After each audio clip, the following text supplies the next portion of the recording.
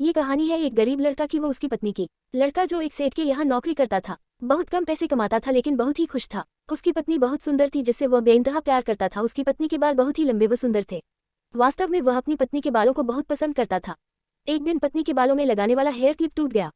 पति काम से घर आया। पत्नी ने कहा कि मेरे बालों का हेयर क्लिप टूट गया है, उसके बिना मैं अपने बालों को नहीं संभाल सकती। ये सुनकर पति बड़ा दुखी हुआ और बोला कि मैं तुम्हारी हर जरूरत को पूरा करना चाहता हूँ लेकिन मेरे पास तुम्हारे हेयर क्लिप के लिए पैसे नहीं है। मेरी अपनी घड़ी 1 महीने से खराब है, मैं इसको ही सही नहीं करा पा रहा हूँ। पत्नी ने कहा ठीक है, मुझे कोई खास जरूरत नहीं है। अगले दिन पति काम पर जा रहा था लेकिन उसके मन में वही बात चल रही कि मेरी पत्नी ने पहली बार मुझसे किसी चीज़ की कहा था लेकिन मैं उसको भी पूरा नहीं कर पाया। फिर उसका ध्यान अपनी खराब पई घड़ी पर गया और उसे घड़ी सुधारने वाली दुकान पर जाकर कुछ रुपए में बेच दी।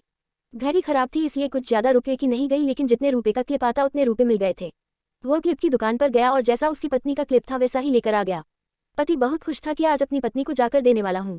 पति घर पहुंचा तो देखा कि उसकी पत्नी के जो लंबे सुंदर बाल थे वो बिल्कुल छोटे करवा लिए हैं।